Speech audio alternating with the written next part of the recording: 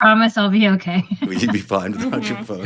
It's like medicinal for me to forget my phone at this point. I was talking to Sebastian Younger yesterday, and he has no smartphone. And I was so impressed by the fact That's that he was able wild. to do that. I just imagine going around the Oh, world with just how a. do you Uh, travel or how do you He has I a don't flip know. phone. He has a flip phone, so that qualifies. we are live, folks. We're live, We are just so you know. live. Okay. Hello, Yeah. everybody. Nice to see this great group of people here. Lev Parnas, Yeah, Kate Justice, and Ellie Leonard.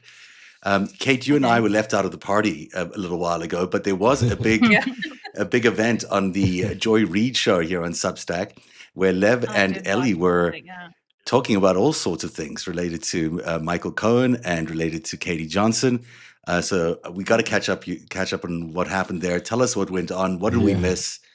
And Yeah, what no. should we know about the show that you had? A- Absolutely. So while we're getting in, folks, hit those, slam those hearts as far as, because we got an incredible show for you. A lot of information, some information that you're not going to hear anywhere else between what Zev, what Katie, and what Ellie have uncovered is incredible. And we're going to talk about. I'm talking about actually maybe murder. We're talking about maybe burying bodies. We're talking about, so I mean, Oh Oh, no. and that was Oh such a good no. cliffhanger he had. Well, while Lev I joins know. us back, and I'm not sure why he's disappeared Lev, are there. you okay? We are going to be talking about all sorts of Yes, things, including yes. these buried bodies and the alleged murders that apparently happened at two places. One was at the Zorro Ranch, and the other was at a Trump golf course. And here's Lev returning from the dark side. I'm We're back. worried about you, We I'm sir. thought they back. got you, Lev. Thank you. I'm so sorry. I was actually, it was my son Aaron calling me. Maybe he had Okay. something, so Oh, I'll call back. So, He can jump on so I if was he gonna wants. say, yeah, yeah. maybe he will. I'll text him right now. Hold on, let me tell him that, send him our live, and if he wants to, I'll tell him Do you he want me to is give you a more than little welcome. update about, like, what we Yeah. found with Michael Cohen while he's doing that? Is that all right, Lev? Yeah, before we go into update, I just want to give maybe a quick 30-second, tell everybody what was Yeah, supposed to go for it. happen and background, because so they know what was supposed to take place. So quickly, uh, about a few days ago, all of a sudden, Joy Reid reached out to me and said that Michael Cohen reached out to her, and basically started telling her about some different cases and the Jane Doe, and that me, Ellie, and Zev, and everybody have it confused, and this is bad reporting, and really confused Joy to a point where he made her start looking into things and really starting to push her in the wrong direction. So Joy called me up and said, "Lev, do you mind if we do one-on-one with you and Michael Cohen? I'll rent a studio. We'll fly you into New York. We'll sit down, and because the Katie Johnson case is extremely important, I think the world needs to know. And afterwards, we'll have a panel with like Ellie, Waj, and Katie Fang and others, that, or Zev, that could, discuss the validity of what you guys discuss." I said, absolutely, 100% Joy, I'm all in. Then I got a call back basically saying that Michael Cohen has refused to be with me in the same place because he considers this to be Jerry Springer. Then we decided that we would do it on video, Zoom, that we could have like on a Substack where Mm. Joy could moderate and me and Michael could be there and we could discuss and get all of this out, because Michael keeps going, is still on his platform and still lying about, and I don't care about the insults that he does to us guys, because, we have thick skin, but it's the fact that he's doing an injustice to the survivors, and the fact that he's no better than what Donald Trump is doing by deflecting, by trying to protect himself, but instead of being one of those people that are trying to get to the bottom of actually figuring out the truth behind what's going on here. So Michael then decided he's not going to do that either. He said he's not going to be with me on the same panel because he doesn't want us, we're going to argue. Even though I told Joy I'm not even going to raise my voice. The facts are facts. There's no reason, I have no reason to argue with him. Mm. Then Michael Cohen came back and said he wants to go on first, and then me and Ellie could come on afterwards, and we could discuss it. So basically, today, me and Ellie were the producers from Joy Reid Show reached out to both Ellie and I and asked us if that was okay with us. And me and Ellie said absolutely. And last night, me and Ellie were talking, and this case, and I said, Ellie, please do me a favor, because it's not just about the case. Because folks, I want you to understand, even if the fact that this wouldn't be the same case, even even if it wouldn't be Katie Johnson and Jane Doe and Michael Cohen still has a lot to talk about. Still, there's so much more that Michael Cohen knows about stuff going on in Trump world, Epstein, and everything else. And I explained that to Joy. I said, Joy, it's not just one thing, but I understand it's extremely important. So do me a favor. I said, can you? And I connected Joy and Ellie, and I said, please double check because I am confident. If Ellie tells me that this is the same case, I'm going to go with that. So Joy and Ellie got in touch. They were going back and forth, and finally, Ellie called me last night and said, "Listen, this is the same case. Ellie also reached out to the private investigator at Opperman, right? Am I correctly Oppenheimer. saying his name? Oppenheimer. Okay, good. I don't want to mispronounce. And he was the actual investigator for Oh, you're Lisa right. Bloom on the Opperman. I'm KDJ. saying it wrong. It's Opperman. Opperman. Okay, Opperman. You're right. Yeah. I'm So sorry. Sorry, Ed. Ed also confirmed.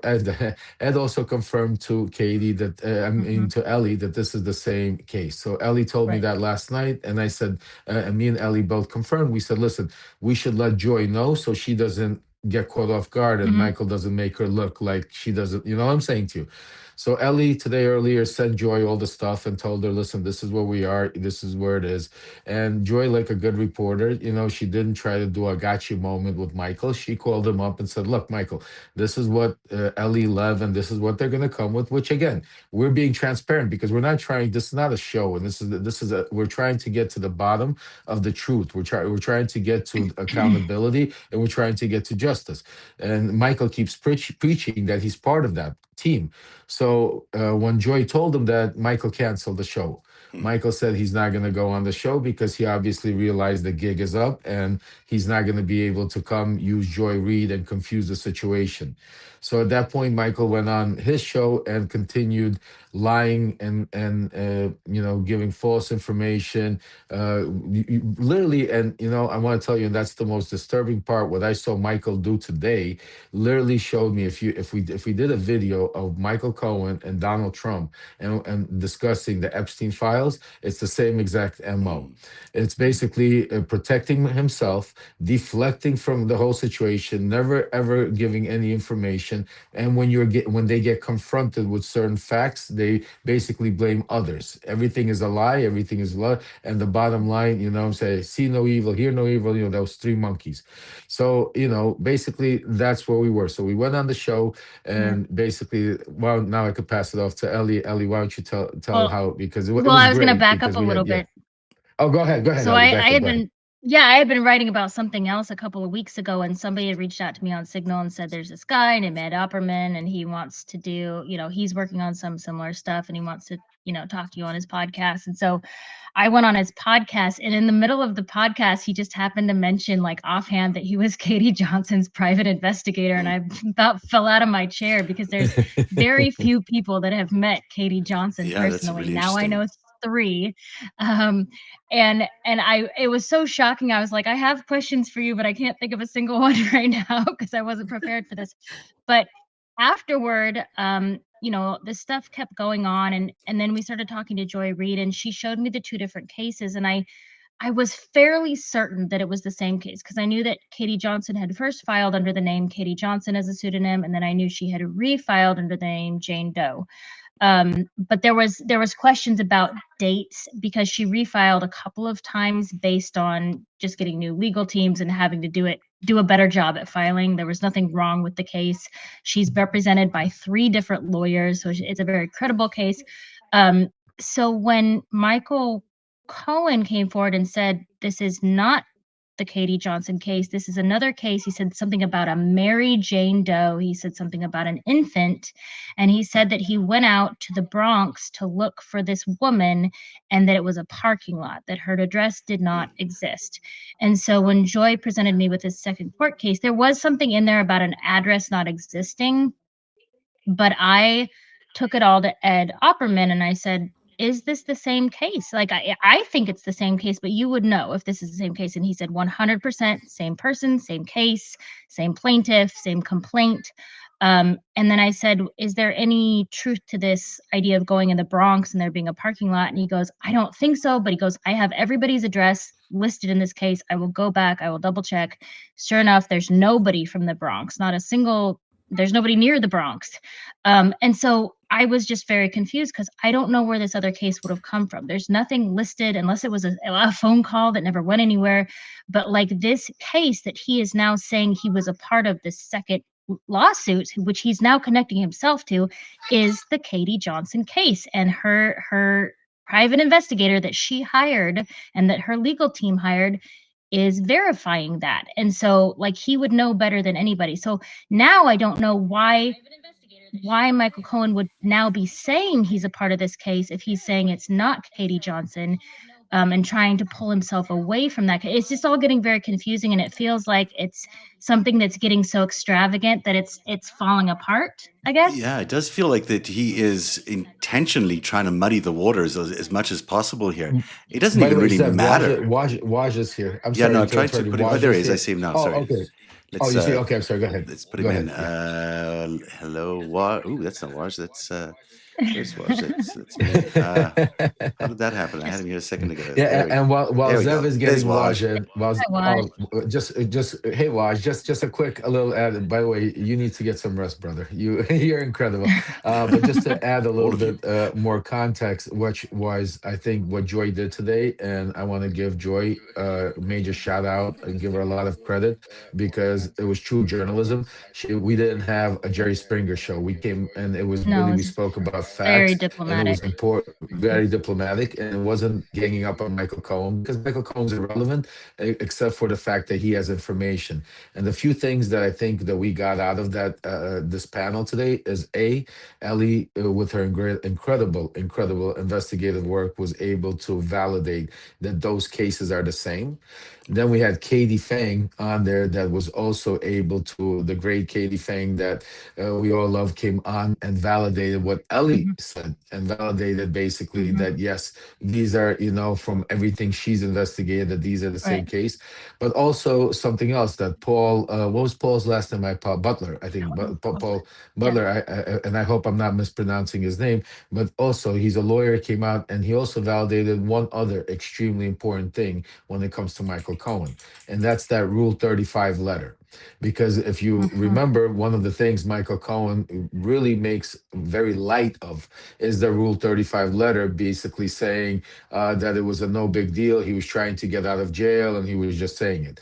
I That was the mhm, one of the things that really triggered me because somebody that spent time in prison understands what a Rule 35 letter is very well, and it's very difficult to get any prosecutor or judge to even give you that unless you're giving some very serious information about somebody very serious.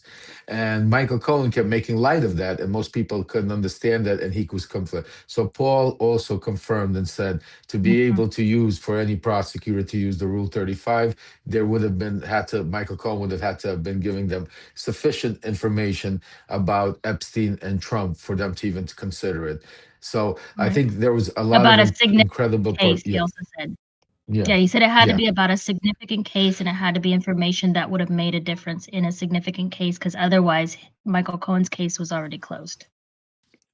Let me just try get Waj back 100%. in here. Waj, if you're Yeah. watching, I can't invite you through the traditional Substack thing, sadly. So this is the only way. I'm going to send you a new link, and hopefully you'll be able to get on this time.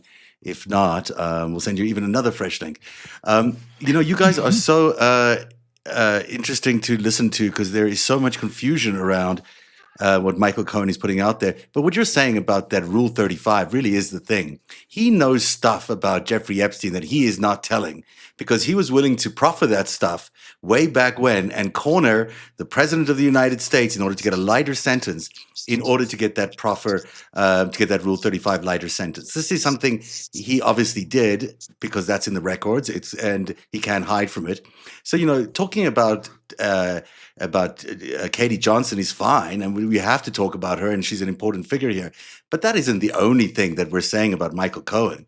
We're saying that he knows things about Epstein that he was willing Mhm, to proffer, and now he's not willing to say anything about Epstein. So he's right. just lying. He's just plain out lying, or he lied to the SDNY. One of those things is true. Right, Well, the as like a biggest thing, what, yeah, non-legal go ahead. sorry, as a non-legal expert, I was just gonna say if if there's not anything to it and it's really not that big of a deal and he was just trying to get out of jail, why not just tell us what he was gonna tell them. Yep. Yeah. Like, Gotten very Absolutely. why not complicated. just say it? Yeah, absolutely. Well, you know what Really really, is kind of that simple, you know? you know what, and I agree with you guys, but what really got to me, why I keep persisting on it and why I'm not staying off of him, is the method that he chose. Because I know Donald Trump very well, and it's the same exact MO. He's attacking the survivors and the victims because he starts talking about how they should come out, start naming people. He doesn't. He doesn't. He says, "Well, why don't the survivors come out and start naming people?" He keeps putting pressure on that. He never talks about Donald Trump doing anything wrong. He just think of it. It's not like he said, for instance, okay, yes, I wasn't involved in the KD Johnson case, but there was another 13-year-old that made a case, and Donald Trump told me to go shut her up, or Donald Trump told me. See, there's a different way. Instead, he's attacking, insulting. Why insult Zev? Why insult Ellie? Why insult? Like these aren't personal. Zev doesn't know Michael Cohen. Ellie's never met Michael Cohen. They have no personal attack. His name. They asked a simple question. And the fact that he Yeah. is using the tactics by calling us names, by saying we're trying to cancel him, we want his subscribers, we're trying to make money off of it, we're clickbait rage. It just shows me how guilty he is. It just shows me how disgusting he is. Because in a situation like this, though, any normal human being would come out and say, "Hey guys, this is what I know. This is where I was. This is where, let's figure this out. Maybe I heard something. Maybe, I wasn't involved here, but I knew this lawyer was doing that." But no, it's a complete attack on the people that are asking a simple question, and that's what really solidified it to me that Michael Cohen was as guilty when it comes to. Again, I'm not accusing him of an exact crime. Where I find Michael guilty is knowing a lot more than he is telling in a lot of this whole situation, Oh and my that's the gosh! bottom Look at line. that surprise guest. What we actually want to give him is more limelight. To be honest, we want him to go out Oh, there I and love it. and tell us as much as he can. Who's the Right. cat, Welsh? It is a cat. This is I'm sorry, all. It was technical difficulties, and I should be in bed because I'm sick. But like a masochist, like all of us, Oh, I've gone back and forth. This is Billu, the cat who was missing for 5.5 days during the oh, snowstorm, and Willow. then came back. So I don't know how he got back. I don't know how he survived, but that's Billu, and he's healthy, as you can see. And Good. thank you all. I mean, there's so much stuff to talk about with Epstein, and Oh it's my just gosh! this sick. I mean, can I just say before we get into Michael, but isn't it fascinating? Ellie and I talked about this very briefly. It's not only were these people raping girls, it's that all these other people didn't care that these people were raping girls. They didn't Mm, care, right? It was like, if you look at the first thing I'm looking at is the timestamp of everything that's being released. And as we're digging through everything over the past few days, all these correspondences, folks, are 2012, 2015, 2017, 2018. Larry Summers, Zev was talking to him right up to the point he was arrested. Yeah. Right. And then with Michael, and I'm just gonna jump in on the Michael, I was catching some of this, is Michael has a very influential platform, I've realized, and a lot of people who mean well listen to Michael. I'll give you an example. Today I went and picked up my son from school for a doctor's appointment, and all the ladies who work at the front desk are follow me, and she's like, "I saw you on Don Lemon." She goes, "I saw you on Don Lemon. You enjoy, awesome. I listened to Don, I listened to you, and I listened to Michael Cohen." I didn't say anything, but what I realized was a lot of folks for the past 6 years, right, who are against this fascist regime, against Trump, Michael has built up a lot of trust with them. Michael is the one who came in and said, I went to jail. I'm the one who worked for Donald Trump. This is my redemption arc. I made mistakes. And a lot of people are like, okay, this sounds believable. And then when it comes to the Epstein stuff, as you have mentioned, he just behaves, I'm sorry, like all these other powerful men in the past week, where they are forced to once it comes out, then say, like Dr. Peter Attia, Zev, Yeah. Oh my gosh. "Oh yeah, you're right. I did party with them." And so the way he's attacked, people, you, Zev, and Lev personally, I think I'm involved. The way he's kind of accusing us of trying to get his subscribers. No, I'm not. Hey, here's a test. If you subscribe to Michael Cohen, don't subscribe to me. There you go. Wonderful. All right. Me There you too. go. Me I'm too. fine. Me too. Me Look, too. That's fine. I don't actually Don't give want him. him to be. I want people to subscribe to him. I have no problem with that. I Yeah, just but have go a give real. him. Just be honest, Yeah. Zev. Just my whole take on this is I Yeah. don't understand how you have a razor sharp memory when it comes to everything, but then when someone asks you anything about Epstein and Donald Trump, you all of a sudden forget. How is it that coincidentally 2 weeks ago, when all of this was coming out, thanks to Ellie and her paid subscriber and Kate and others, you then turned to Donald Trump and said, "Oh, guess what? After 9 years, I remember that Letitia James and Alvin Bragg, all of a sudden coerced me." If they coerce you, what did they coerce you about? Did you lie? Did you lie under oath? Also, why is it that you always say, "I never saw him do anything illegal. I never saw him do anything illegal." When it comes to his relationships, I'm talking about Donald's relationships with Epstein and girls. Yeah. Sure, it might not be illegal, but that doesn't mean it's not unethical or gross or disgusting. Thank And you. why is it that you blow up on Tara Palmieri, Ellie, Zev, everyone else when it comes to specifically this issue? And then Well, also the Rule 35 consideration. Yeah. And then finally, last thing I'll say, sorry for my Yeah, little nice. rant here, Okay, you go is ahead. my Continue. little rant is here is how come you were the one who proudly bullied these women, bullied these people, paid off these women around the same time that Trump was doing all this stuff, but you have no recollection of you bullying or Right. paying off any other woman who could have been a victim. Sorry, that's my No, my that's 2 that's cents. exactly the Or- point. And or- go ahead, Ellie. Go Yeah. jump in. Well, I was just going to say, how do you have no recollection of this Katie Johnson case, but you have a recollection of the Jane Doe case that happened 1 month later?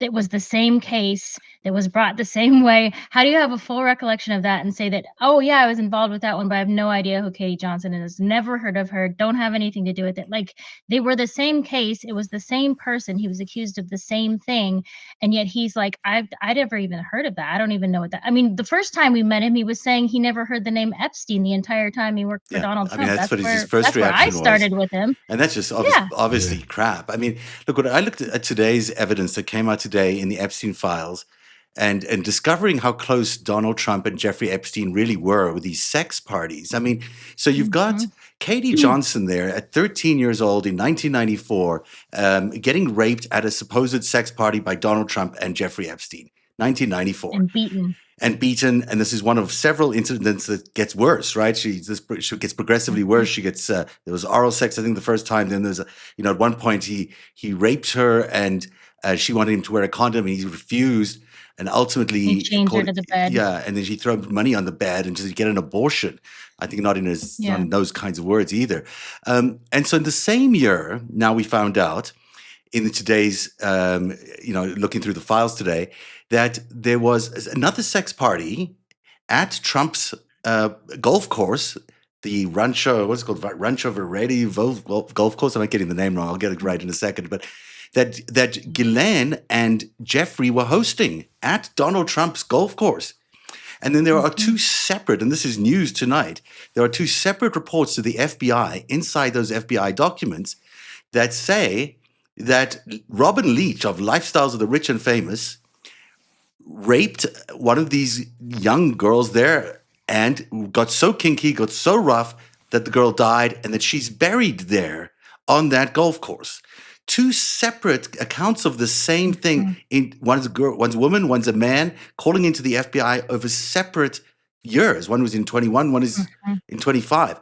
This is, the president is hosting sex parties by Jeffrey Epstein and Ghislaine Maxwell. That should be easy enough to figure out if that's accurate, but it's repeatedly mentioned here in the FBI files.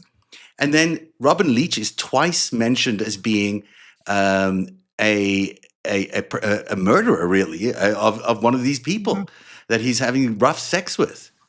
I mean, to me, there is so much, and this is all happening in 1994. This is the same year that Katie Johnson was allegedly raped by Donald Trump and Jeffrey Epstein.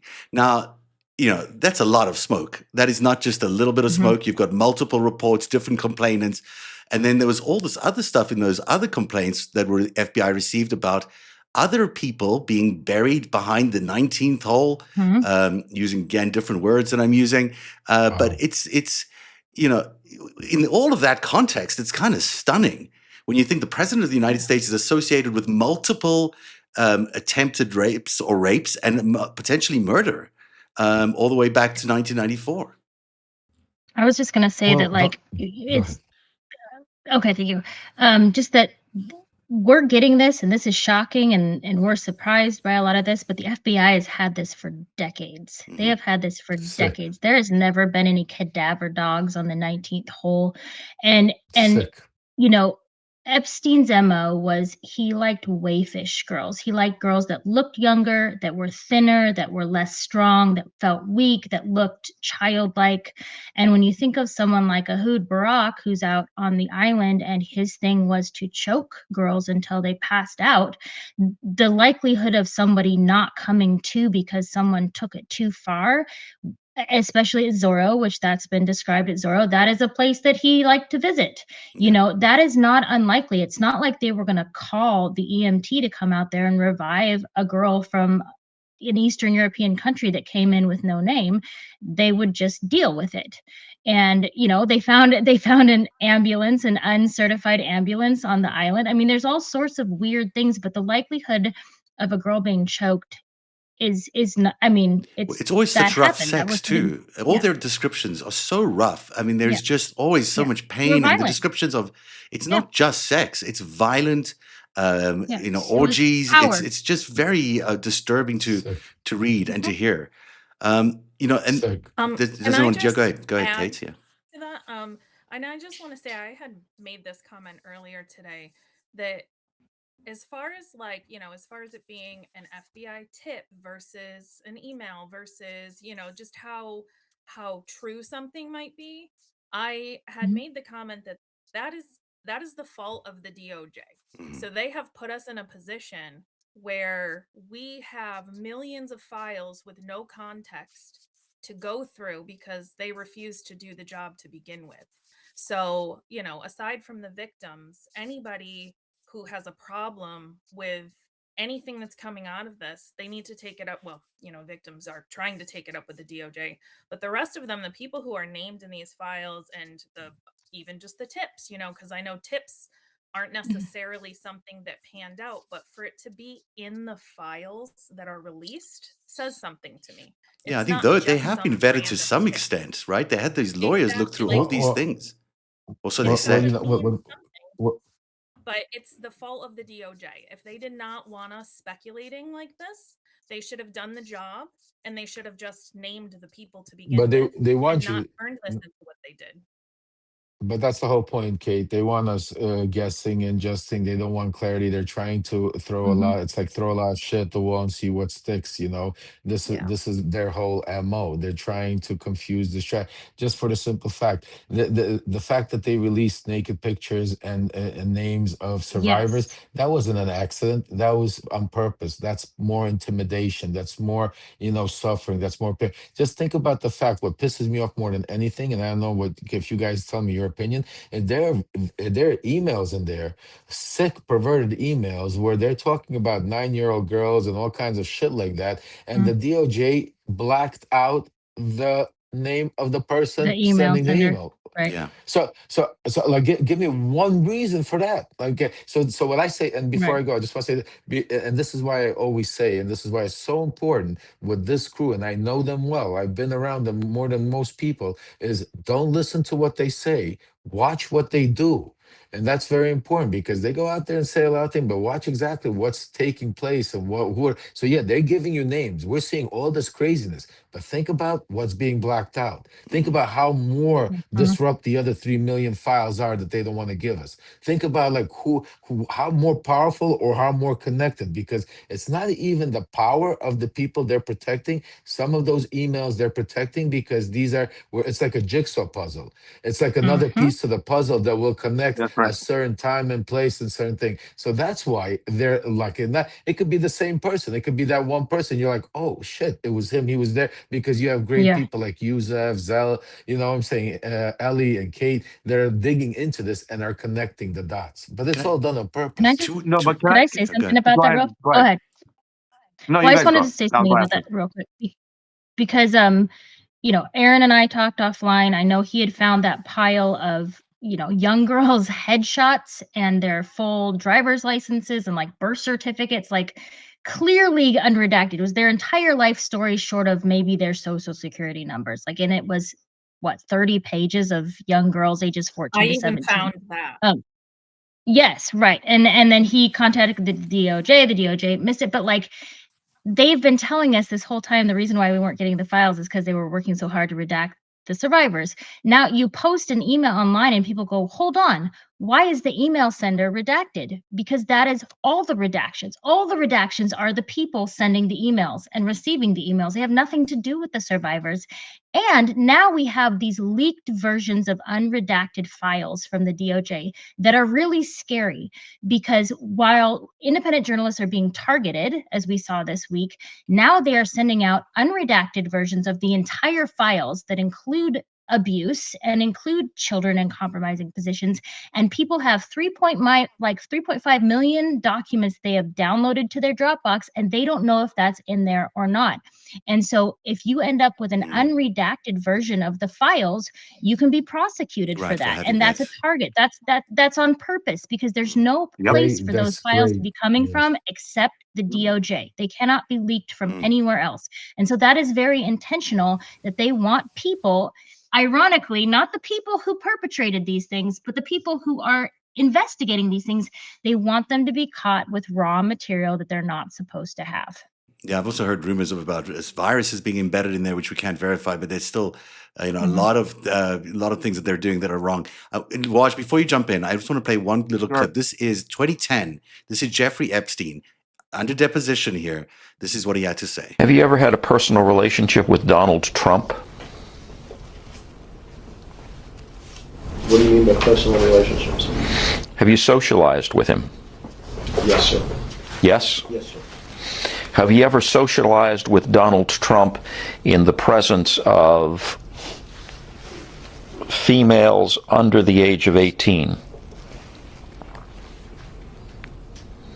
Though I'd like to answer that question, at least today, I'm going to have to assert my 5th, 6th, and 14th Amendment rights, sir. I mean, what does that tell you, Waj? We know he has. We've seen the videos, we've seen the photos, we've seen story after story. Jeffrey Epstein, in a recorded conversation with Michael Wolff, said that he was Donald Trump's closest friend.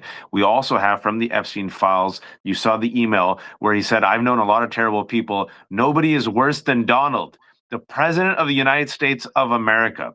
We know that Melania, his wife, partied with Epstein. We know that Epstein was the one who introduced Melania Trump to. I mean, I'm just saying this, folks. But in the presence of females under the age of 18 is what he's. Well, I mean, but we've seen it. We've seen the photos. We've seen the video. They used to chase models together. Allison has a tip. Allison Gill has a tip that these girls weren't just trafficked through Mar-a-Lago and Epstein's Island, but one person says that, oh yeah, my friend was trafficked through Donald's modeling agency. An underage victim. They used to chase girls ages 14 to 19. And as Ellie said, look at every single look. It's allegation, right? But some of these allegations, one of them was under the one that you read, Zev, was, I believe, a 13-year-old girl. It was under, it was to the FBI. Yeah, it was under oath, under threat of perjury, right? So this wasn't just so like half-assed. They're like, oh, no, I know that this is under oath. I know I could, if I perjure myself, I will be held liable. No, I saw, I heard that Donald Trump raped a girl. And you look at the MO, the pattern. And Elliot and I have talked about this. If you just look at the pattern of all the allegations, right? If you even look at the FBI interview of Jeffrey Epstein's cellmate before he killed himself, and he does a list of all the men: Harvey Weinstein, Donald Trump, Leon Black, Glenn Dubin, right? He just does a list. The Frenchman who was also found suicide, Jean-Luc. If you look at the Harvey Weinstein one, right, and we all found out way too much about Harvey Weinstein once all these women came out. If you look at the sex act that the cellmate described, it is completely consistent with the stuff that Harvey Weinstein used to do to other women. Yeah. If you look at all the allegations against Donald Trump, if you look at his MO, his own language, if you look at what he did to E. Jean Carroll, it is consistent, folks. That's all I'm saying. I'm just telling you what we see with our evidence of our own eyes and ears. It's what he describes in the Access Hollywood video. Is what that's his MO, is what he describes. You can just grab him. You can just grab him. And what did E. Jean Carroll say? He pushed me against the wall and he grabbed me.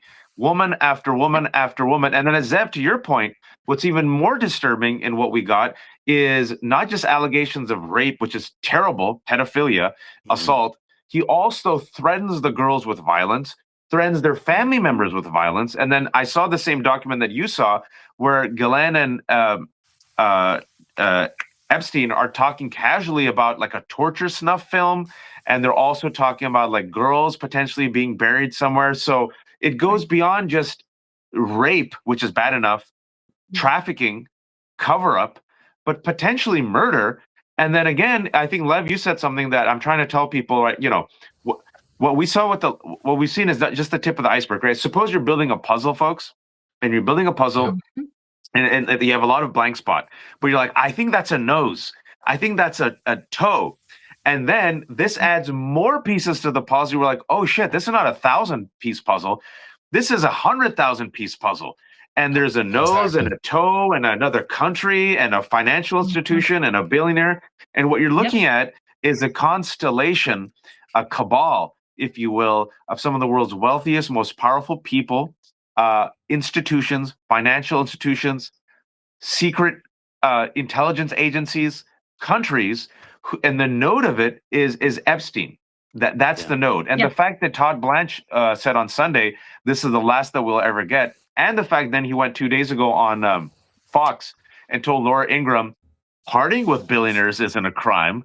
I mean, I was joking, Zev and Lev and Ellie and Kate, that by the end of the week, and it was still Wednesday, the GOP is going to be like, pedophilia, isn't that bad?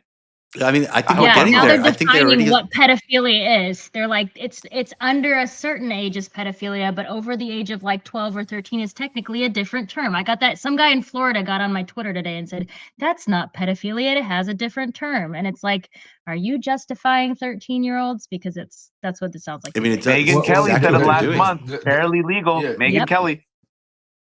The sick part is they're trying to 14 to 17, and and even Michael Cohen today on his show, he was talking about saying, 17, 18-year girls, that's not pedophilia. Like, I mean, you could tell the slip ups, you could tell the mentality, you could tell what and don't forget, Trump had Mrs. Teen USA or Miss Teen pageant alongside with Miss Universe at the time, and who was the Cohen president was like vice of president of, wasn't he? Yeah, he was the he was the president of these. Exactly. This is what I'm trying. This is the sick part. This is what I'm trying to say to you. It's like you just keep going and going. And the one thing I just want to touch on also, you guys, a lot of people just keep forgetting who Donald Trump is. Let me just give you a quick reminder. Donald Trump, just because he has a lot of money and he's able to do all of these fancy stuff, doesn't detract from the human being. This is a man that grew up with an authoritarian father that never loved him and basically never showed him any type of care except for money. Donald Trump left and then started getting mentored by a mafia kingpin by Roy Cohen that taught him how to be a monster that he is. He associated himself with some of the most powerful monster gangsters in New York City, like Fat Tony Salerno and others. Okay, he visited those social nightclubs, and then so Donald Trump was not some kind. We look at Donald Trump like he's the president of the United States today. Like, oh, how could he do that? Donald Trump, if you take a look at the time era of where it was, and if you forget about where he is now, you will see there's plenty of evidence, videos, pictures, photos, him in his own words saying exactly, acting, and they were all doing it. So that's why I'm saying, don't forget who Donald Trump is. The other thing I want to just mention before I pass it on is the most important thing I think that we're not seeing, and I think Zev has been on this more than anybody, is we've seen over all these millions of dumps of paperwork. Where are the financial folks?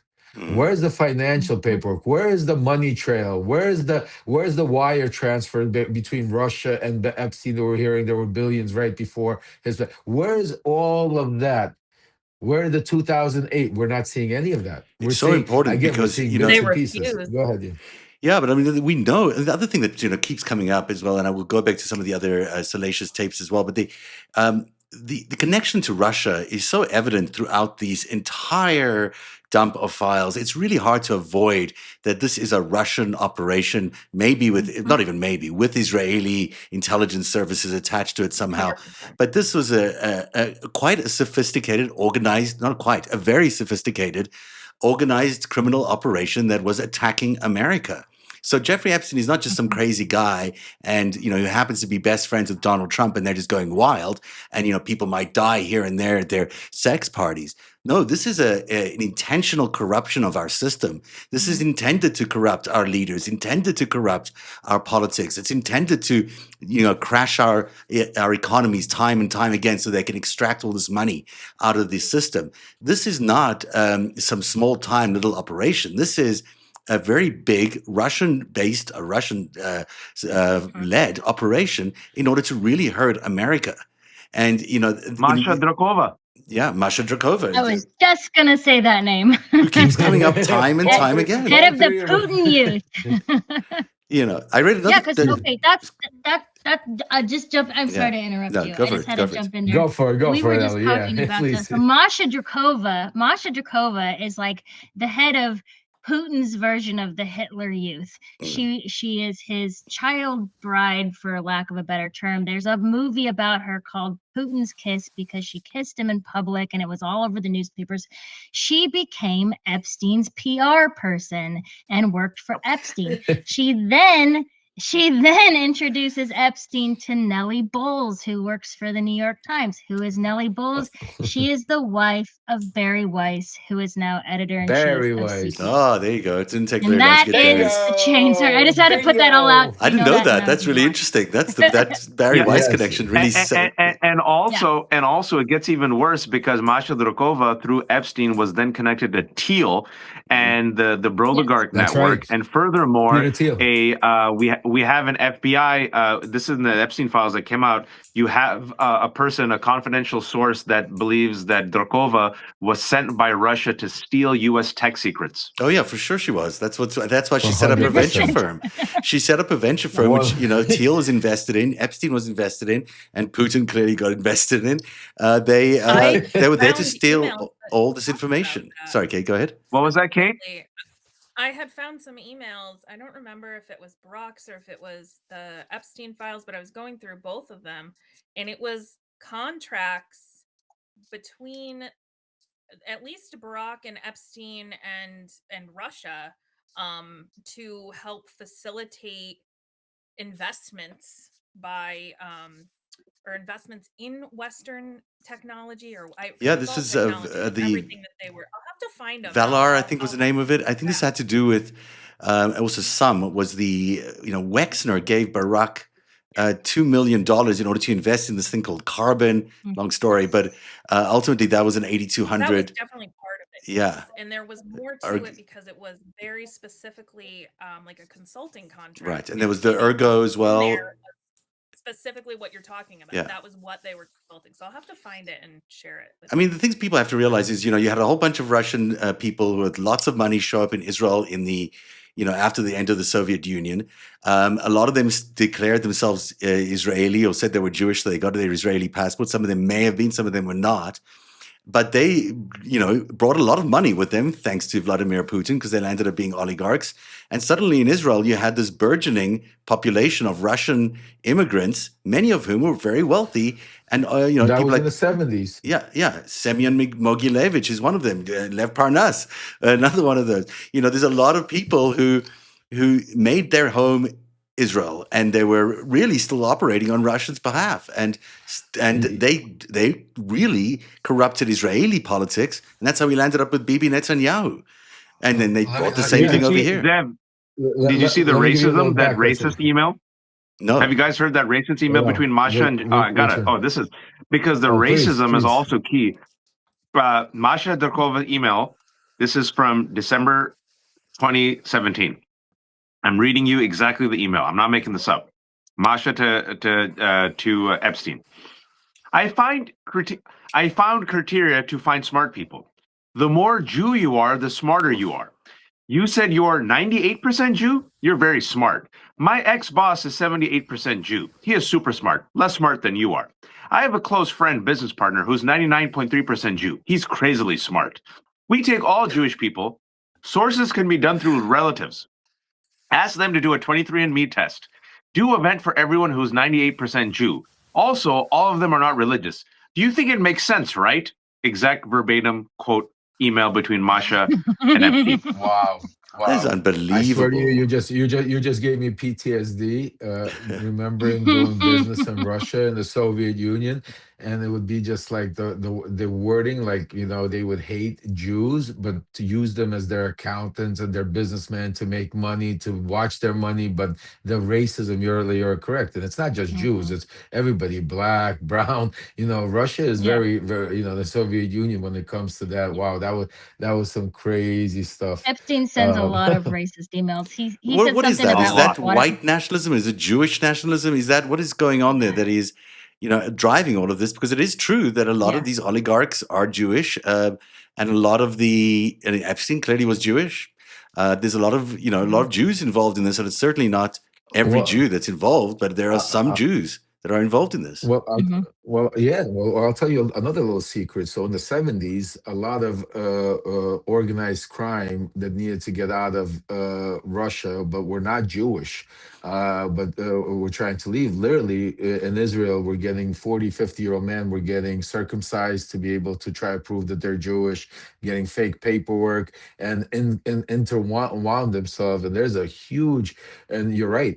Even when Barack, I'll give you another little story. So one what's his name ran for in 2000. This was in 2018, I think, or two. When did he run for office? Or Who? 2000? Hood Barak? Or Yeah, it In the was not probably Ehud 2000 Barak. I mean, and not Barack. What's his name? Netanyahu? Bibi Netanyahu. maybe Yeah, Netanyahu. 2018. I think he got into power in 2000. Oh, I mean, he went in and out, but I think his 18. initial one was like No, but when 2000. Mhm. was it? What was it? The last election, because I Uh, remember Trump and Rudy sent me there to help with the Russian vote, because it was, I think, 2018 it must have been was, about if I'm 2018. Yeah, I correct. think right, 2018, 2018. 2018, when he sent So me you were there sent to there help with to the. help rally the Russian vote for Bibi? Oh, absolutely. Oh, yeah. I got so much with BB. That's another subject we're going to go into. BB's another Donald Trump, and BB's right hand person was Rudy's, very close. It was a lot of coordination going on at that time. There's so much going on. I don't know. Sometimes it's just depending on the No, when you timing say what we're things, that's always talking like about. stunning to me because you just That's pass why I them go off as like read it's the just book, nothing. But the president of the United States sent you as an emissary to rile up the Russian vote in Israel for Bibi Netanyahu, Well, yeah, Wow. he was losing to the, what's it called? to Ehud What was Barak, his I think, at name? the time. No, not Ehud Barak. Never Barak. It was who? Ehud Barak, I What was think, the name was you said? running No, no, no, no. It was either not the president, oh, ministers. it was Who was the opposition? I remember his name. Uh, It'll come to me in a second. The I broadcast, like the anyway, how news you the randomly broadcaster. just talk to Lev and he'll be like, "Oh yeah, when I was in Russia talking to Putin," you're like, "What?" Yeah, no, but it's the same thing. It's like Epstein. It's like, how does this happen? That Epstein gets to talk to all these world leaders, but there's Lev Parnas going over and getting the vote for Bibi on Mhm. behalf of Trump. But it's but there are two countries, right, Zev? I mean, we just look, folks. Look at the evidence. I have nothing against Russians. I got nothing against Israelis. You just look at the evidence. The two countries that realized, oh, we can use Epstein Yeah, as a node. It's Russia and Israel. yeah, And if I'm a Mhm. foreign intelligence agent, Zev, I've said this before. If I was any country's foreign intelligence agent and I saw the traffic that went through Epstein, I would try to either acquire him wittingly or unwittingly as a foreign agent. Because through Epstein, now I have blackmail and information, not just on powerful Mhm. people, on institutions, on right, world leaders. right. But I think he was sent by. I mean, sorry, but I think that Epstein is a product of the intelligence agencies. I think that that's not a. It's Yeah. not that they found him. I think that they groomed him, they trained him, they made him who Mhm. he is, and that's why you have the connection to Yeah, Robert probably. Maxwell. Yeah, That's why Ghislaine yeah. Maxwell is there. I mean, Ghislaine Maxwell and Jeffrey Epstein are not really lovers. They're not married to each other. They were just somehow Mhm. connected to each other and sent to America with all the money. Ghislaine came after Eva Dubin. Well, Yeah, which yeah, she hated She was Eva. first, yeah, and but then they'd Ghislaine. met much before. They met in the 1980s. Yes, I just mean as far as the operation goes, Yeah. it seems like Eva was in that position, and so there's a lot kind of through the 80s with her. Oh, in you're the saying early as an intelligence person, maybe Eva as Yes, intelligence could be. 100%. And she's 100% part of that. So I couldn't agree with you more. I had found some letters in that birthday book, and I had kind of traced those back to it was Terry Kafka, and Yeah, his Epstein had buddies. gone on an adventure. The European in adventure. Europe. Yeah, and but there was one thing that was like really interesting where Terry had mentioned getting detained in Greece by the police, and they had also mentioned, now mind you, I mean they didn't have a ton of money, but I mean to do this you had to have some kind of Yeah. money to do this, He and said he they was talked living about $2 a day. yes, like they used like no money and they slept on the train, and it reads like an intelligence thing, like how they would put you through Yeah. this stress test almost to see how you handle it. What happens when you get detained by the police? What happen, like all of these things. And I actually found a manual in Epstein's files, this last release, that basically describes this whole process. So it was just really I'm really interested to read interesting. that. So I agree with you. I Oh, think that can I give you some good news? I mean, just some real quick good news. Yeah. Brad Karp of Paul Weiss steps down. Oh. It said that Brad Karp is Paul Weiss is the Brad Karp was mentioned in the Epstein files. Brad Karp is the CEO of Paul Weiss. Right, Paul right. Weiss is a corporate law firm that was the Right. first one to bend the knee. Yeah. Epstein, it was the first one. It was the first law firm to bend the knee last year to Donald Trump. Everyone was shocked how quickly Paul Weiss could bend the knee. We found out. Well, I think we found out because Now we Brad know Karp why. is all over the latest batch of the Epstein files, where Brad Karp was effusive with praise for Epstein because Epstein got him into a private, exclusive golf club. And then Brad Karp said, "Can you get my son to star in a Woody Allen movie?" And voila! And also Brad Karp represented Leon Black, and Leon Black is the one who apparently connected Brad Karp and Paul Weiss to Jeffrey Epstein. Oh, that is really. I'm glad there are some heads rolling. One It's big about happy time for some family. heads to roll. That is big news, it's and a Nice. start. it's important news. By the Lev, way, Can I circle some of this back? Go ahead. Yeah, I was just gonna show you guys for next time. We'll do a special show. I know Waj, for you, my brother, and for you, Zev, and all of you that want. So I just want to show you. This is Yair Netanyahu, Bibi's son. yeah, I can't see it there, but let me see if I can give you Is a he wider. texting you? WhatsApping you? Yeah, this is our conversations. As you do. So So you're telling me that you know Yair well?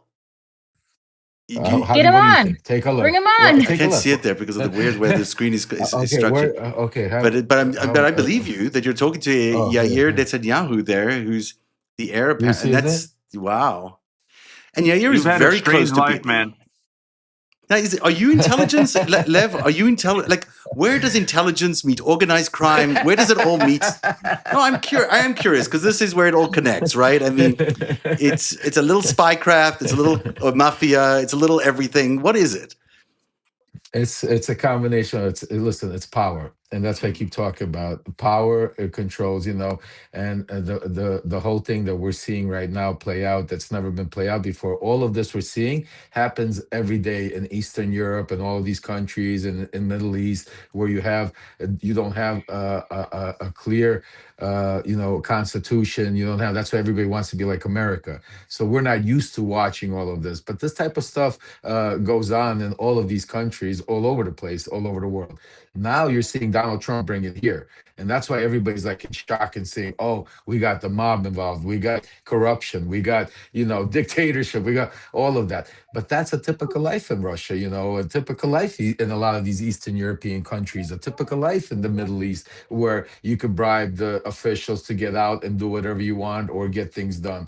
And now you're seeing it here in the United States. And that's why I keep sounding the alarms and saying that, if we don't act quickly, one day we're going to wake up and it's going to be too late, for a long time. People are going to lose control. And that's why right now, just think of it, we have right now one vote majority.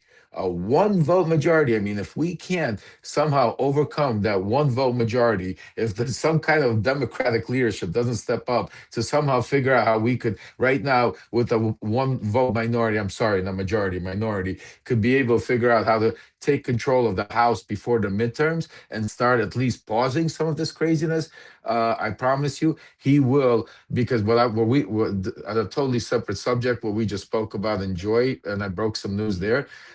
Folks, they are planning to indict people in Georgia.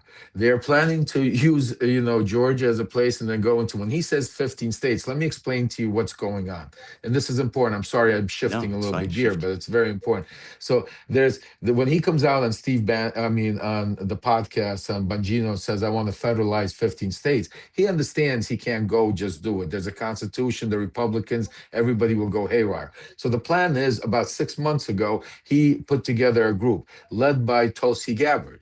Under that group is John Ratcliffe from the CIA agent. You got Kash Patel from the FBI and Pam Bondi from the DOJ. They were tasked to look into election reform, what they call it, part of Project 2025. What that is to figure out and find corruption. And what they were trying to, like Georgia, why Georgia was the first state is because in Georgia, they had a lot of accusations and a lot of different conspiracy theories. And that's why right now, what I'm hearing is the plan is to use Georgia as a kind of model, go in there, indict certain people, show that there was doubt, no credibility, the elections are not safe. And then for the other 15 states where they feel that the Democrats can't control a fair and safe election, to implement certain, like no mail-in voting, having ICE agents stand in line checking IDs, having Republican, and this is the interesting part, what somebody told me, and I'll quote you, is he definitely listened to Putin when Putin told him in Alaska, it's not a matter of who votes for you, it's who counts the votes for you. And this is what is being put into place right now of how this system. So that is, And if blue we're living states in a don't agree, he's cutting the funding. That's the other thing he'll do. He's got Correct. the threat of cutting all the funding to blue states. So you lose federal funding, or you cooperate with their plan to steal the elections. I mean, that's really the Can I say choice he's one giving. quick thing before I leave, Zev? Yeah. Just because my family's here. Yeah. What we've seen from the Epstein files and connecting to what Lev just said, and people need to have their eyes wide open, because we saw Tulsi, the head of the director of national intelligence, join the FBI raid in Georgia, where they took the original ballots from 2020. Donald Trump was on the phone talking to the FBI agents. Then you saw him openly say, maybe Republicans should take over the elections. We've also seen him invoke the Insurrection Act and threaten to invoke the Insurrection Act. We've seen now Steve Bannon openly say ICE should surround the voting polls and straight up intimidate people. He wants to end mail-in ballots. He got that whisper from Putin as soon as Putin said, now he's been obsessed with it, even though he's done mail-in ballots, right? As this is all happening, if you look at the Epstein files and you look at what Jeffrey Epstein was up to, in the last 15 years, he was perfectly fine, his own words, to undo the post-World War II order, right? Go back to tribalism. He wanted to meet the founder of 4chan, where we got all this QAnon bullshit and nonsense, right? He was perfectly fine helping Putin and Russia. He was perfectly fine seeding these types of ideas to Thiel and vice versa about cryptocurrency, deregulation, destabilizing the financial markets. I think he did it as a cover for his pedophilia, meaning his end goal was his pedophilia. For Thiel and the oligarchy and the other people, the end goal is power. And they were willing, if you just see the documents of the Epstein files, they were willing to burn down the entire post-World War II order for power. So what would Donald Trump do? And if you think he's going to leave peacefully, folks, I give you the 2020 insurrection. I give you his own words. I give you what's happening in Georgia, and I give you the Epstein files. Yeah, this does not end peacefully, for sure. There's going to be something very difficult at the end of all this. I got to go, guys. Thank you so much for inviting me. You're amazing. Great to have you on, get as some rest, always. Raj. Get some rest, brother. And that man works so hard. He's on the Substack all the time, and he deserves every bit of rest he can get. But he's so dedicated to this task. It's great to have him on the show with us. Sorry, I didn't mean to cut you off. Ellie, let me put you back in here. No, it's fine. There you are. You're back there. Back. There you go. I've got so many questions. I don't know how much time you guys have left, because I know we're going to wrap up soon. But can I just circle back to one thing? We could let's do. Also, we could do a part two either tomorrow or because I think there's so much. I wanted to circle back to cover. One Katie Johnson thing go ahead. as well. Let's go. Well, let's do let me do this first, because then it ties into Katie Johnson. This is what Waj was talking about earlier. This is the document that comes from the FBI, which talks about that they called the PBI National Threat Operations Center to report Donald Trump knew and funded underage sex parties at the Donald Trump golf course. And it goes on to Wow. to implicate. I'll read the whole thing. It's actually really intense when you get into the details of it. Um, X was recently interviewed by an FBI agent. However, he felt triggered as a victim and did not report all of the information. He had recordings of Donald Trump, Jeffrey Epstein, and Ghislaine Maxwell discussing marketing strategies for high-profile sex parties at the Donald Trump golf course. However, X called the recordings to a lawyer. Mailed the recordings to a lawyer in the Cayman Islands, and X was part of the Sinaloa cartel and worked closely with Epstein and Maxwell. However, he was able to walk away from the cartel due to his status with Epstein and Maxwell. In the recordings, Trump stated he was aware of the underage sex parties and charged the house money of the golf course to fund the sex parties. So allegations that Donald Trump funded the sex parties out of the golf course funding. And then ex-witness Robin Leach strangled a young girl during a sex party. He claims she is buried behind the 19th hole at the Donald Trump golf course. X is aware of 3 separate occasions in which girls were murdered and buried there. X was told if he spoke about the incident he witnessed, he would end up in the hole as well. X gave Maxwell the idea to put cameras in the golf course to review the cartel members and understand how to market the 12 to 14-year-old victims to the cartel. I mean, these are stunning allegations, if true, and yet so much of it rings true because of the allegations of the Sinaloa cartel that Trump seems to be very, very friendly with. He keeps bringing them over to the country. And this is not only the first time, this is the second exact claim that Robin Leach was involved in a very rough sex incident that landed up in the death of a woman and that she was buried in the golf course or on the golf course. Both in the FBI files, both, as far as I can tell, not investigated. 2 separate reports by 2 separate individuals. To me, that's something you investigate when that shows up. And the FBI did not investigate it. Now, Robin Leach is no longer with us, but it's clear that he and Donald Trump were very close. Donald Trump was a regular guest on not Housewives of the Lifestyles of the Rich and Famous. It sounds similar, but it is. And I'm going to play one little clip and then I'll keep quiet. This is what, in 1994, this is Donald Trump talking to Robin Leach on that show about his daughter, who's 1 year old at this point. Donald, what does Tiffany have of yours and what does Tiffany have of Marla's? Well, I think that she's got a lot of Marla. She's really a beautiful baby, and she's got Marla's legs. We don't know whether or not she's got this part yet, but time will tell. But his 1 year old daughter, talking about her breast, talking about Marla's legs. I mean, I don't know. There's a pattern here. There's circumstances. There's whatever you want to say. This is all in 1 year. This is all 1994, by the way. The same year that Katie Johnson was allegedly raped by Trump and Epstein. So, I mean, if that's the first thing that your mind goes to when someone asks you about your new baby daughter, that just says a lot. It's not isolated. He did the same thing with Ivanka everywhere she went. I don't know anybody that's their first thought about their infant daughter. That's gross. Well, we've heard a little bit about the calendar parties this year, and I remember when I was going back and I was researching, Epstein's time with Trump and what we had on the record. One of the things is they set up a calendar girl party at Mar-a-Lago, and they had an event planner there, and the event planner said, okay, we're going to set up this party. How many guests are we going to have? And Trump said, just 2. And he says, just me and Epstein. And it was literally the 2 of them and then all the women, and they just sat there and watched. And that to me said a lot. But I wanted to circle back to something when I was talking to Ed Opperman, who's the PI for Katie Johnson, kind of talking about some of this Mossad stuff. I asked him and I said, she was threatened at the end, right? She had a press conference. She pulled out of the press conference at the very last minute. Like, what happened there? What do you know that happened there? And he said there was a hack to the system, to Yep. everything, the whole legal teams, their computers went down, all their information went down. They traced it back, and it came from Israel. The hack came out of Israel, and it freaked her out so bad that she pulled out of the case Yeah. because Ed told me that the also. history.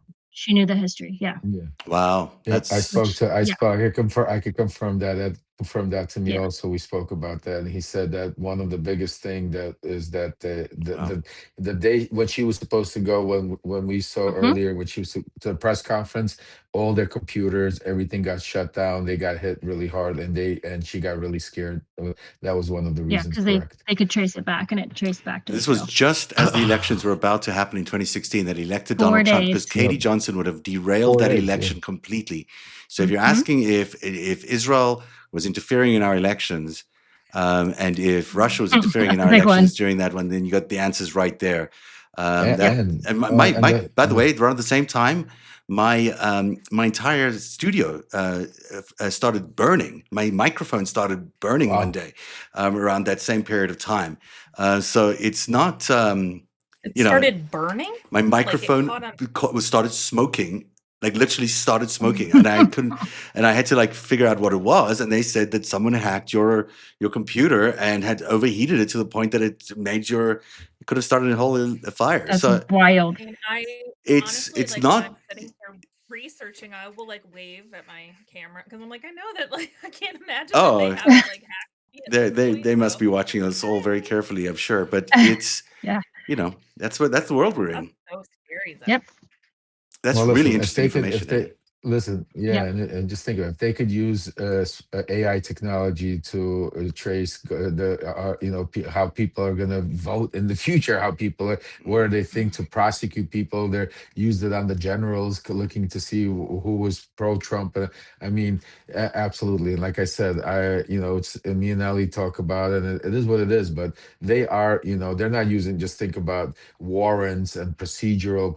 I mean, think about when back in the Hoover days, how the FBI, if they wanted to just tap a line or go do something, like it just gets done, and then you use the information you want. Because the other interesting part is they don't have to use that information. You might never know. Like, I'll give you an example in my own case.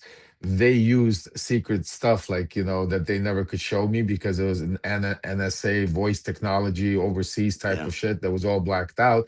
But they were trying to use that to then get a warrant to be able to, so they could go out there and legally tap you, the government, and listen to your stuff, and not use that information to actually prosecute you, but use it to get a warrant to go after you and do certain stuff. Oh, Crazy stuff absolutely. that goes on. Yeah, and they'll use each other. Do you think the Israelis aren't spying on Americans on the American behalf?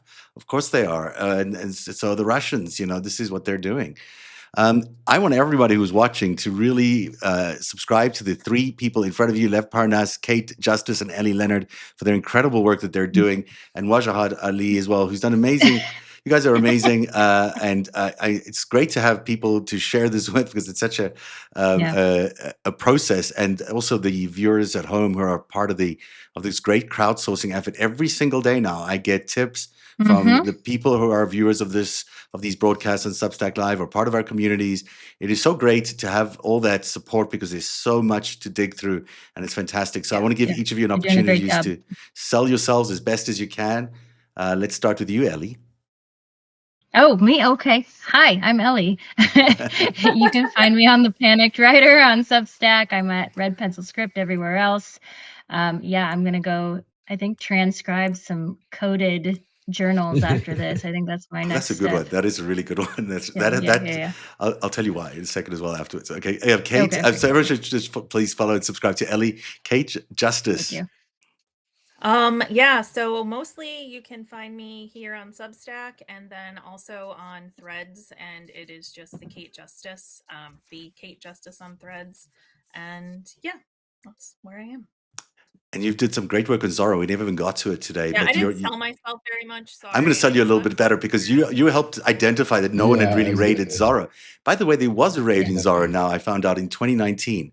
But I don't know what was related to that. I just found out that there was a raid.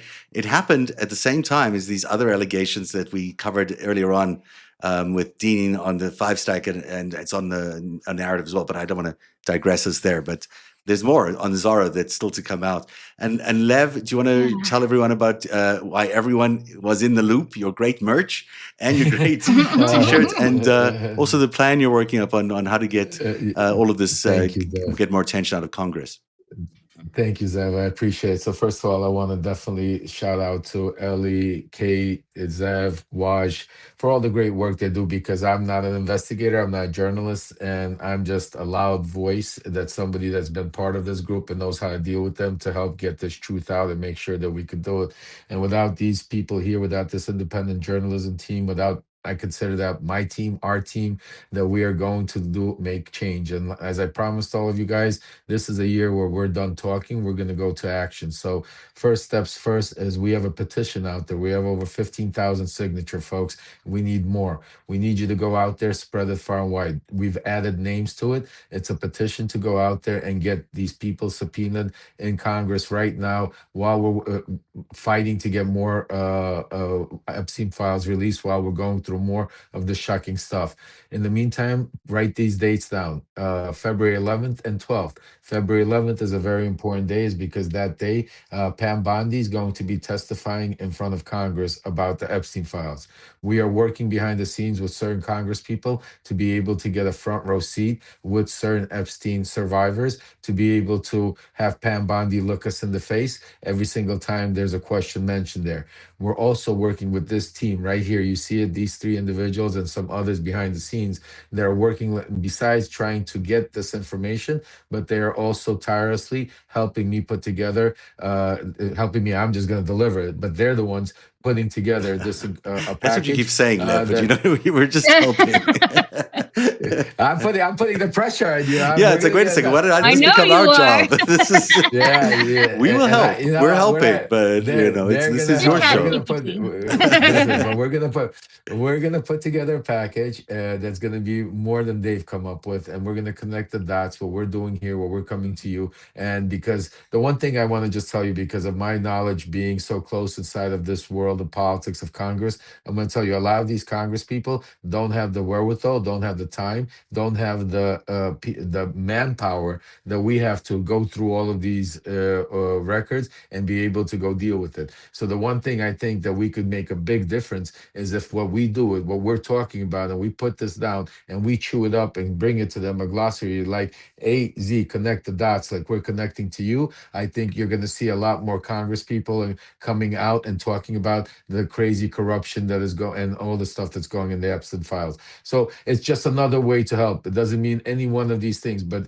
each one of these things is another way to keep pushing until we get control and get back our democracy, folks. So thank you for supporting us, supporting this team, subscribing, and again, the number one thing is paid subscribers, folks. The way it works for all of these people, they don't have corporate sponsors. None of us have corporate sponsors. None of us have billionaires. Most of us have kids. Most of us have families and husbands and wives and you name it, and partners. And it takes a lot of time out to be able to do all this work, to be able to give information. So if you can, become a paid subscriber to all of these incredible independent journalism, because that is what we have to save our democracy today, because the media, CBS, ABC, CNN, they're all gone. There is nobody else. This is the last line of defense, because once the information is controlled by the dictators, it's over with, folks. So that's why independent journalism is number one fight right now in this war against this authoritarianism and dictatorship. So I thank each and every one of you, and God bless you. That's really well said, Levin. It really reminds me that everyone should please share this content as far and wide, and also just talk about it to your friends and family. Make sure everybody knows about this content, because this is not the story you're getting on the national media. This is not what the mainstream media is reporting. They're reporting a very different story about what's coming out of the Epstein files. The truth is really only here on Substack. And I want to thank all 3 of you, and Waj as well, for being here tonight for another really excellent panel on the Epstein files. And we'll be back again, hopefully next week, to do another one, or maybe even sooner. And I'm going to leave you with a little bit of what Donald Trump said about Ivanka Trump as well. We heard what he said about Tiffany, but I'll give you some clips about Ivanka. Is there anything else you guys wanted to throw in before we say goodnight, or we good?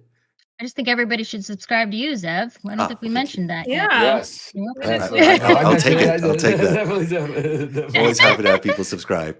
All right, let's listen to Donald Trump and Ivanka. This is an incredible clip reel. Just stunning what he says about her. Said that if Ivanka weren't my daughter, perhaps I'd be dating her. You know? Stop it! Oh, it's so weird. Stop. You know what? You are sick. By the way, your daughter. She's beautiful. Can I say this? A piece of ass. Yeah. She looks more voluptuous than ever. She's actually always been very voluptuous. It's She's tall. unbelievable. She's almost 6 feet tall. Please welcome the lovely Ivanka Trump. Still, even Ivanka seemed confused when talk show host Wendy Williams asked about things the two have in common. What's the favorite thing you have in common with your father? Either real estate or golf. Donald, with your daughter?